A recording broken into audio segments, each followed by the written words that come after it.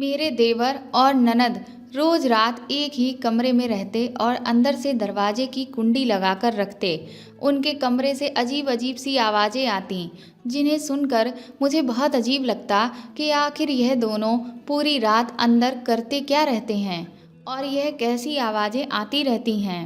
फिर एक दिन ये रात जानने के लिए मैं उनके कमरे में छुप गई तो उनकी हरकत को देखकर मेरे तो होश ही उड़ गए, क्योंकि वो दोनों कर रहे थे। मेरा नाम सीमा है। मेरी शादी को अभी 3 महीने ही गुजरे थे। मेरे पति एक दवा कंपनी में सिक्योरिटी गार्ड की नौकरी करते थे। उनकी नाइट ड्यूटी होती थी। मेरे ससुराल में मेरे पति, मेरी सास, एक छोटा देवर और एक ननद रहते थे। मेरा देवर हर रोज़ रात को मेरी ननद के साथ कमरे में अकेले बंद हो जाता और उसके कमरे से अजीब सी आवाज़ें आती। एक दिन मैंने उनसे ज़िद की कि मैं रात में अकेले बोर होती रहती हूँ, इसलिए मुझे भी अपने साथ अपने कमरे में लिटा लो, लेकिन उन्होंने साफ इनकार कर दिया। मैं यह देखकर हैरान थी कि वह हमेशा दरवाजे को कुंडी लगाकर ही रखते थे। मेरे पति तो सुबह ही आते थे और तब तक मैं अपने कमरे में अकेली ही होती थी। मेरा देवर और ननद दोनों ही मुझसे बहुत कम बात करते थे। देवर जब भी रात को घर वापस आता तो थोड़ी ही देर के बाद वह ननद को कमरे में बुलाकर दरवाज़ा अंदर से बंद कर लेता और उसके बाद अजीब अजीब सी आवाज़ें उनके कमरे से आना शुरू हो जाती। मुझे उनकी यह हरकत बहुत ही ज़्यादा अजीब लगती थी। भला ऐसा कौन सा काम है जो वह बंद कमरे में सबसे छुपा कर रहे हैं और जिसके लिए पूरी रात लग जाती है। कभी कभी मुझे लगता कि मैं इस बारे में अपने पति से बात करूं, लेकिन फिर मैं ये सोचकर चुप रह जाती कि मेरे पति कहीं यह ना समझें कि मैं उनके भाई बहनों से जल रही हूं या फिर मैं उनकी उनसे शिकायत कर रही हूं। हम लोग बहुत ही मिडिल क्लास परिवार से थे, इसीलिए छोटी छोटी ज़रूरत के लिए भी हमें पैसे जोड़ जोड़ कर ही काम चलाना पड़ता था। एक दिन जब मेरी सुबह आँख खुली तो मेरे पति ड्यूटी से वापस आ चुके थे। मैं भी जल्दी से उठकर फ्रेश हुई और किचन में जाकर उनके लिए नाश्ता लगाकर ट्रे में ले आई। तब तक मेरे पति भी उठकर हाथ मुंह धो चुके थे। मैंने कमरे में आते ही उनसे कहा, चलिए नाश्ता साथ में ही करते हैं। मेरे पति ने मुस्कुराते हुए मेरे हाथ से ट्रे ले ली। बोले, आओ मेरे पास बैठो। तभी उन्होंने देखा कि मेरे हाथ पर कुछ अजीब सी चोट लगी हुई है। वह बोले, यह चोट कैसे लगी? तो मैंने कहा, कुछ नहीं, कल जब मैं किचन में खाना बना रही थी उस वक्त मेरा हाथ जल गया था।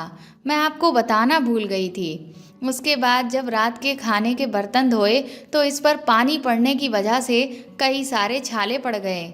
मेरे पति ने कहा, ध्यान से काम किया करो। मैंने कहा, जी पतिदेव। मेरे पति ने कहा, तुम घर के कामों में छोटी सी मदद ले लिया करो। उनकी यह बात सुनकर मैं चुप हो गई। मैं जब उनकी इस बात का मैंने जवाब नहीं दिया तो मेरे पति कहने लगे, क्या हुआ? मैंने कहा, आपकी बहन तो ज़्यादातर अपने कमरे में ही रहती है और रात होते ही आपका भाई आ जाता है। फिर तो दोनों कमरा बंद करके ही बैठे रहते हैं। वह मुझसे बात तक नहीं करते तो मैं उनसे काम का कैसे कहूँ? उस वक्त मेरे दिल में जो बात आई मैंने साफ साफ अपने पति को बता दी। मेरे पति कुछ सोचते हुए बोले, चलो ठीक है, मैं उसे खुद ही कह दूँगा। फिर हम दोनों एक साथ बैठकर नाश्ता करने लगे। फिर मैंने किचन में आकर सारा काम निपटाया और झाड़ू पोछा भी किया। इतना काम करके मैं थोड़ा सा आराम करने के लिए जैसे ही कुर्सी पर बैठी वैसे ही मेरी ननद आ गई और बोली, भाभी मुझे बहुत तेज भूख लगी है, जल्दी से मेरे लिए नाश्ता लगा दो। वह मुझसे इस तरह से बात करती थी जैसे वह मेरी मालकिन हो और मैं उसकी नौकरानी।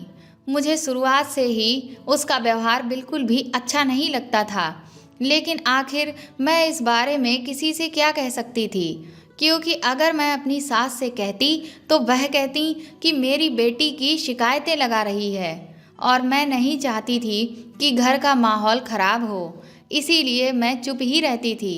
मैं चुपचाप किचन में गई और नाश्ता लगाकर ननद को दे दिया। तब तक मेरा देवर भी उठकर आ गया। फिर मैंने उसे भी नाश्ता दिया और मैं अपने कमरे में आ गई। मैं अपने देवर के सामने बहुत कम ही जाया करती थी, क्योंकि वह बहुत ही अजीब तरह की नज़रों से मुझे देखा करता था। मेरे हाथ में अब बहुत तेज़ दर्द उठ रहा था, जिसके कारण मेरी आंखों में आंसू आ गए।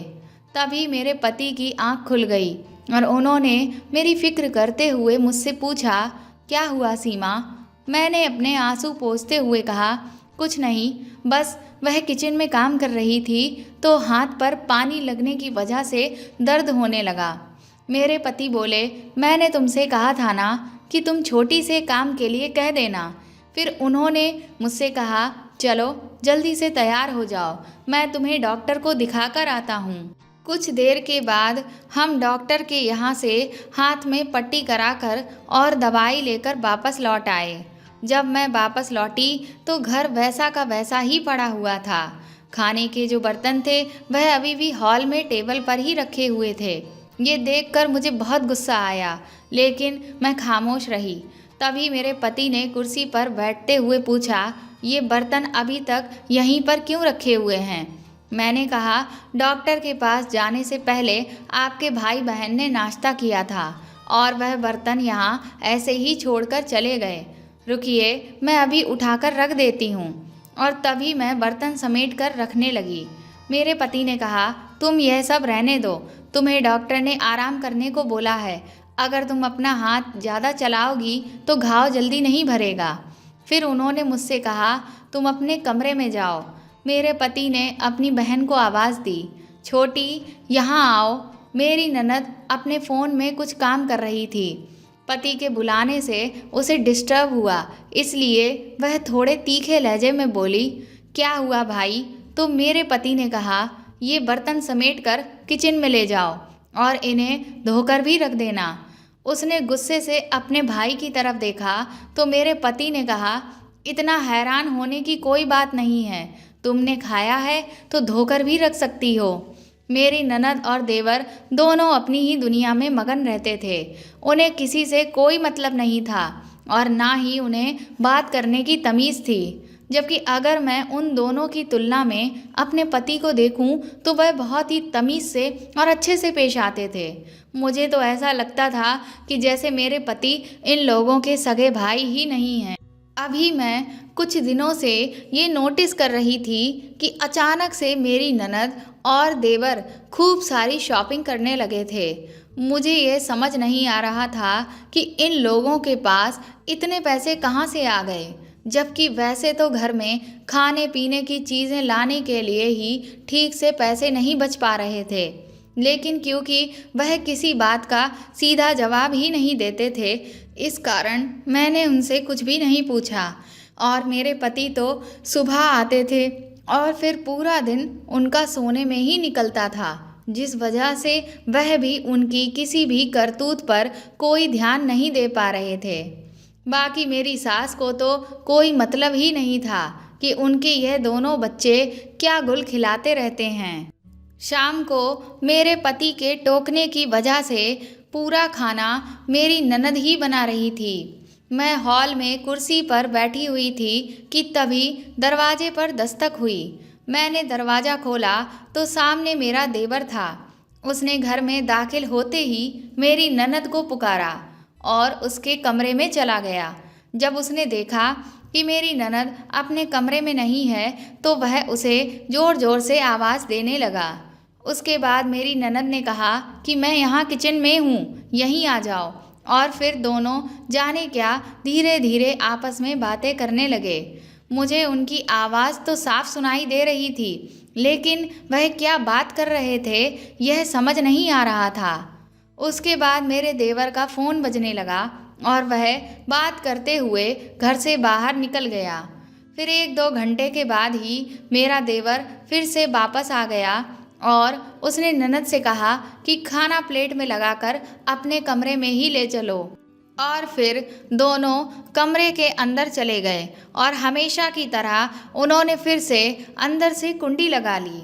मुझे उनका यह व्यवहार समझ ही नहीं आता था कि आखिर यह दोनों पूरी रात एक कमरे में बंद होकर ऐसा क्या करते रहते हैं।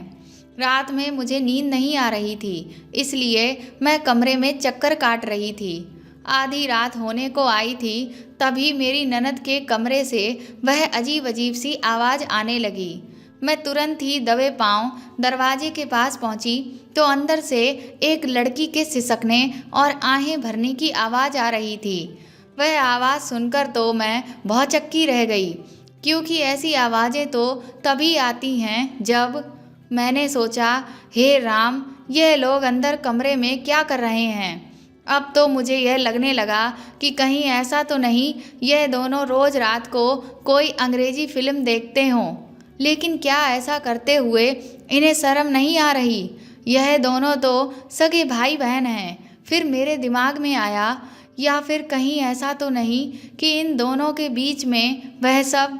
यह सोचते सोचते मैंने खुद को रोका कि मैं यह सब क्या सोच रही हूँ। यह तो बहुत ही घटिया काम है। अगले दिन जब मेरे पति ड्यूटी से वापस आए तो उन्होंने मुझसे कहा कि जब तक तुम्हारा हाथ ठीक नहीं हो जाता तुम अपने मायके चली जाओ। वहाँ तुम्हें जितना आराम मिल सकेगा उतना यहाँ नहीं मिलेगा। इसलिए मैं जल्दी से अपना बैग पैक करके अपने पति के साथ अपने मायके चली गई। जब मैं सुबह उठी तो मेरी बहन ने मुझे नाश्ता लगा कर दिया।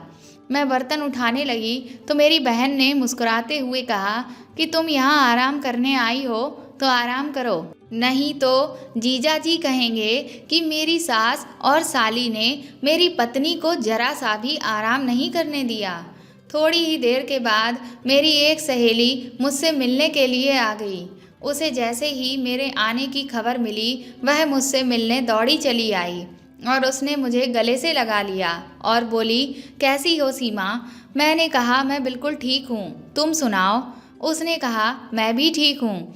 फिर वह मुझसे मुंह बनाते हुए बोली, तुम तो मुझे बिल्कुल भूल ही गई हो। मैंने कहा, बस यार क्या बताऊँ, शादी के बाद इंसान घर की जिम्मेदारियों में इस तरह से बंध जाता है कि उसे और किसी चीज़ का ख्याल ही नहीं आता।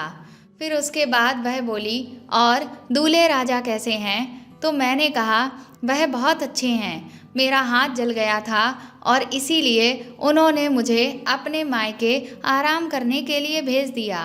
वह बोली, सच में बहुत अच्छा पति मिला है तुम्हें जो तुम्हारा इतना ख्याल करता है। उसके बाद हम दोनों अपनी पुरानी बातें याद करने लगे। मेरी दोस्त ने मुझसे कहा कि तुम्हें हमारे गांव की रेनू आंटी याद हैं, जिन्होंने अपने पति की मौत के बाद गांव के डाकिया चाचा से शादी कर ली थी। मैंने कहा, हाँ याद है मुझे, क्यों, क्या हुआ? तो मेरी दोस्त ने बताया कि रेनू आंटी ने जब डाकिया चाचा से शादी की थी तो डाकिया चाचा का पहले से ही एक बेटा था जो अक्सर दूसरों से लड़ाई झगड़ा करता रहता था। मैंने कहा, हाँ मैंने भी उसके बारे में बहुत सुन रखा है। फिर वह बोली, अभी कुछ दिन पहले क्या हुआ तुम्हें पता चला? मैंने कहा, नहीं तो। वह बोली, रेनू आंटी उस लड़के के कमरे में अचानक चली गईं तो उन्होंने देखा कि वह अपने मोबाइल पर कुछ लड़कियों के गलत सलत वीडियो देख रहा था। उस लड़के को जैसे ही पता चला कि रेनू आंटी ने उसे देख लिया है तो उनसे डरने की जगह वह उल्टा उन्हीं को धमकाने लगा कि अगर उन्होंने ये बात किसी को भी बताई तो उनके साथ वह बहुत बुरा करेगा। लेकिन इसके बावजूद भी रेनू आंटी ने डाकिया चाचा को सब कुछ बता दिया। उन्होंने अपने बेटे को बहुत पीटा, जिसकी वजह से उनका लड़का गुस्से में घर छोड़कर भाग गया। लेकिन वह बदले की आग में जल भुन रहा था। एक दिन जब रेनू आंटी बाजार गई हुई थी तो रेनू आंटी को अपने पहले पति से जो बेटी थी उस लड़के ने अकेले में मौका पाकर उसे पकड़कर उसके साथ गलत काम कर दिया। इस हरकत का उनकी बेटी पर इतना गहरा असर हुआ कि वह सदमे से पागल हो गई। वह लड़का तो तभी से फरार है। बेचारी रेनू आंटी बहुत रोती रहती हैं। अपनी दोस्त की यह सारी बातें सुनकर मैं तो हैरान रह गई थी। उसके बाद मेरी दोस्त तो वापस अपने घर चली गई, लेकिन मेरे दिमाग में यही सब बातें पूरी रात चलती रहीं।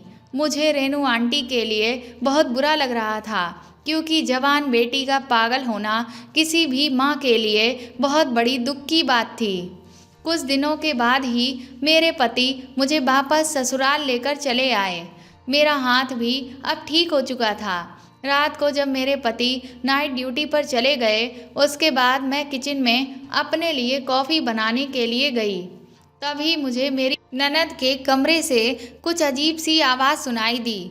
मैं एक बार फिर से कान लगाकर सुनने की कोशिश करने लगी। आज भी किसी लड़की की उसी तरह की आवाज़ आ रही थी। मुझे समझ नहीं आ रहा था कि आखिर यह सब हो क्या रहा है। तभी अचानक से मेरे पैर के पास एक कॉकरोच आ गया, जिसके कारण मैं बुरी तरह से घबरा गई और चीखने लगी, और मेरे देवर और ननद कमरे के बाहर आ गए।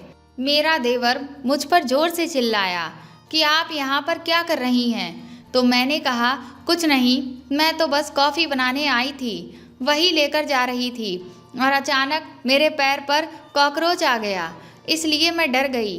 मैंने उनके कमरे में अंदर झांक कर देखा तो पूरा बिस्तर अजीब सा उथल पुथल था। मुझे देखकर वह दोनों भी बुरी तरह से घबरा गए। मेरा देवर मुझसे बोला, अब आप यहाँ खड़ी क्यों हैं? जाइए अपने कमरे में। और फिर उन्होंने मेरे मुंह पर ही दरवाज़ा बंद कर दिया। मैंने सोचा कितने बदतमीज़ हैं ये दोनों, और मैं बड़बड़ाती हुई अपने कमरे में आ गई। उसके बाद जब मैं सोने के लिए लेटी, तभी मेरी सहेली की बात मेरे दिमाग में घूमने लगी। मैंने सोचा कहीं ऐसा तो नहीं कि यह लोग भी कोई गंदी वीडियो अकेले में बैठकर देखते हों, इसीलिए उनके कमरे से इस तरह की आवाज़ें आती हैं, या फिर यह सब मेरा वहम है। अब मेरे दिल में बहुत सारे सवाल आ गए थे। मुझे समझ ही नहीं आ रहा था कि मैं क्या करूं। यह सब सोचते सोचते मेरे सर में दर्द होने लगा। मैंने नींद की दवा ली और सो गई।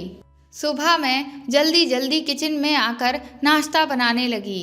मैंने सोचा इससे पहले कि मेरे पति सोकर उठ जाएं, मैं नाश्ता बनाकर तैयार कर देती हूँ।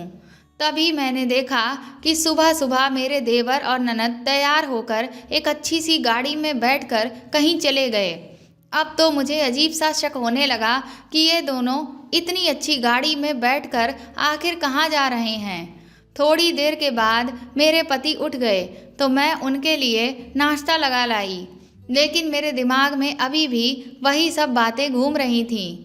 मेरे पति ने मुझसे पूछा, किस सोच में डूबी हुई हो? मैंने सोचा कि क्या मैं इन्हें सारी बातें बता दूं, लेकिन फिर मैंने सोचा कि कहीं यह मेरा वहम हुआ तो मेरे पति मेरे बारे में क्या सोचेंगे कि मैं उनके भाई बहन के बारे में कितना गलत सोच रही हूँ। इसलिए सबसे पहले मुझे खुद से सारी सच्चाई पता करनी होगी, उसके बाद ही मैं किसी से कुछ कहूँगी। मैंने उनसे कहा, कुछ नहीं, बस ऐसे ही, आप नाश्ता कर लीजिए। शाम को मेरे पति अपनी ड्यूटी के लिए निकल गए। मैंने देखा कि मेरे देवर और ननद सुबह के गए हुए अभी तक वापस ही नहीं आए थे। मैंने सोचा इससे अच्छा मौका मुझे फिर कभी नहीं मिलेगा। मैं उनके कमरे में पहले से ही छुपकर बैठ जाती हूँ, क्योंकि अब मुझे सारी सच्चाई हर हाल में जाननी थी।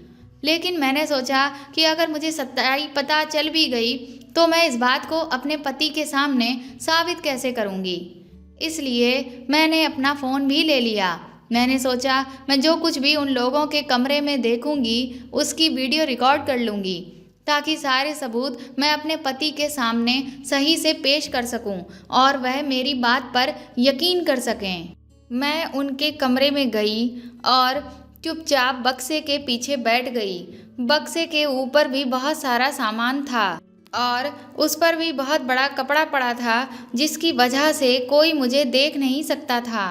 कुछ ही देर के बाद मेरे देवर और ननद कमरे में आ गए और हमेशा की तरह उन्होंने दरवाजे पर कुंडी लगा ली। मैं चुपचाप बैठी हुई थी। फिर मेरे देवर ने अपनी जेब से फ़ोन निकाला और बिस्तर के नीचे से एक लैपटॉप निकाला। मैं तो ये देखकर हैरान रह गई कि इन लोगों के पास इतना महंगा लैपटॉप भी है। फिर उसने फ़ोन को लैपटॉप से कनेक्ट किया और वीडियो जैसा कुछ शुरू हुआ। उसके बाद उन दोनों की हरकत देखकर मैं शर्म से पानी पानी हो गई।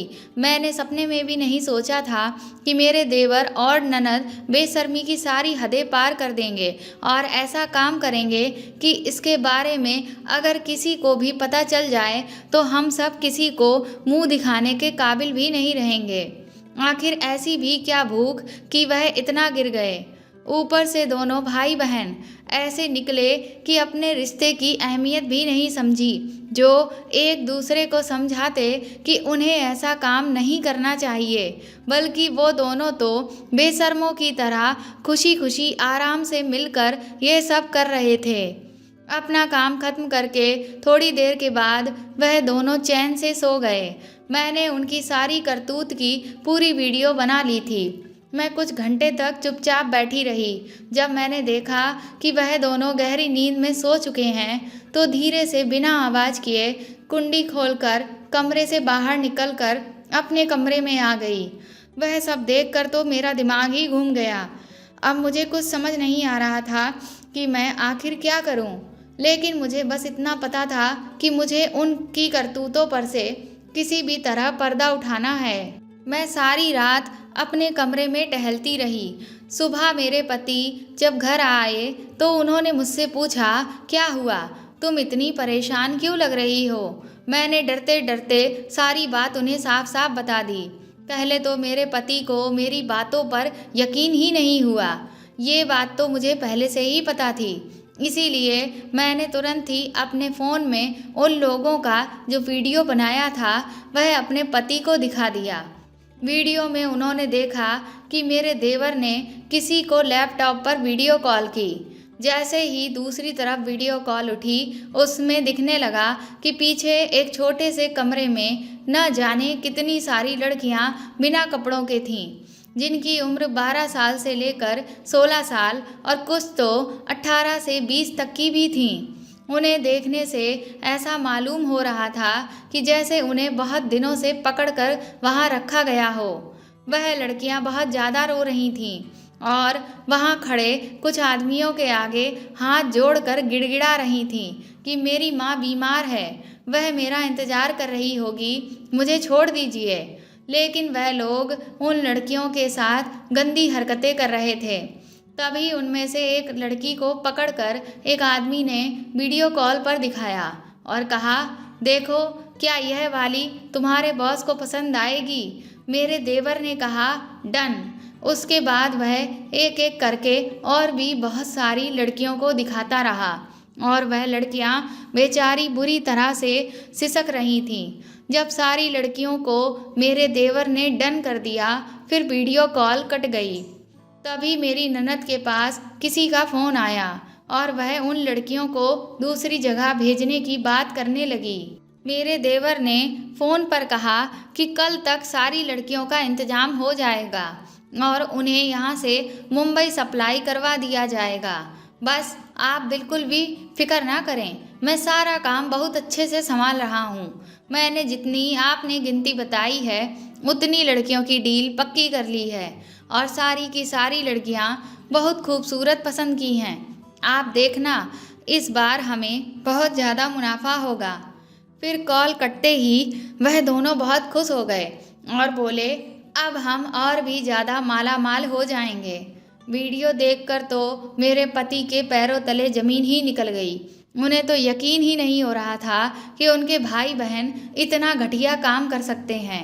वह पैसे कमाने के लिए लड़कियों को बेच रहे थे। वह गुस्से में तिलमिलाए हुए मेरी ननद के कमरे की तरफ भागे, लेकिन मैं उन्हें तुरंत ही पकड़कर कमरे में खींच लाई। मैंने उनसे कहा कि अगर आप सामने से उन्हें कुछ कहेंगे और वह यह जान जाएंगे कि आप पूरी सच्चाई जान चुके हैं तो हो सकता है कि वह आपको कोई नुकसान पहुंचाने की कोशिश करें। देखिए, मैं आपके साथ किसी भी तरह का खतरा मोल नहीं ले सकती हूँ। इस वक्त आपके देवर और ननद को सबक सिखाने से सबसे ज़्यादा ज़रूरी ये है कि हम कैसे भी करके आज उन लड़कियों को बिकने से बचा लें। मेरे पति ने मेरी बात सुनकर तुरंत ही अपने गुस्से को काबू में किया और बोले, तुम ठीक कह रही हो सीमा, हम अभी और इसी वक्त पुलिस स्टेशन चलेंगे। हमने पुलिस स्टेशन पहुंचकर पूरी बात पुलिस को बता दी और साथ ही वह रिकॉर्डिंग भी दिखाई, जिसे देखकर सबसे पहले पुलिस ने हमारे घर आकर मेरे देवर और ननद को पकड़ लिया और फिर उनकी इतनी पिटाई की कि उन्होंने सारा राज उन्हें बता दिया। दरअसल वह एक बहुत बड़े आदमी के लिए लड़कियों को बेचने का काम करते थे। वह आदमी लड़कियों का व्यापार खुद से डायरेक्ट नहीं करता था, बल्कि अलग अलग लोगों से करवाता था, ताकि कभी भी अगर कोई परेशानी हो तो पुलिस उस तक पहुंच ही ना पाए। इसीलिए उसने यहाँ पर मेरे देवर और ननद को इस काम के लिए रख रखा था। वह लोग दूसरे देशों से या शहरों से जो खूबसूरत लड़कियां थीं, उन्हें वीडियो कॉल से देखकर पसंद करते थे और ख़रीद लेते थे। उसके बाद उन्हें किसी दूसरे शहर में भिजवा कर और मोटी रकम पर बेच देते थे, जिसका वह अच्छा खासा मुनाफा कमाते थे। पुलिस ने तुरंत ही एक्शन लेकर उस जगह पर धावा बोला जहां पर से उन लड़कियों को लाकर दोबारा कहीं दूसरी जगह पर सप्लाई करे जाने के लिए बंद करके रखा गया था। पुलिस ने सारी लड़कियों को सही सलामत बरामद कर लिया। उसके बाद 2-3 दिन में ही उन लड़कियों को सही से उनके घरों पर पहुंचा दिया गया और मेरे देवर और ननद को जेल हो गई। पुलिस अभी भी उनके गैंग का जो बॉस है उसकी तलाश कर रही है। अब मैं अपनी ज़िंदगी में बहुत खुश हूँ क्योंकि मेरे पति मुझसे बहुत प्यार करते हैं और अब हम दोनों के 2 बच्चे भी हैं। मेरे पति ने सच का साथ दिया, जिसकी वजह से मेरे देवर और ननद आज अपने किए की सज़ा भुगत रहे हैं। इंसान कितनी भी चालाकी से कोई गलत काम क्यों ना कर ले, लेकिन उसका गुनाह एक ना एक दिन सबके सामने आ ही जाता है। उन दोनों ने न जाने कितने माँ बाप की बद्दुआएं ली थीं और इसीलिए वह आज इस हाल में हैं।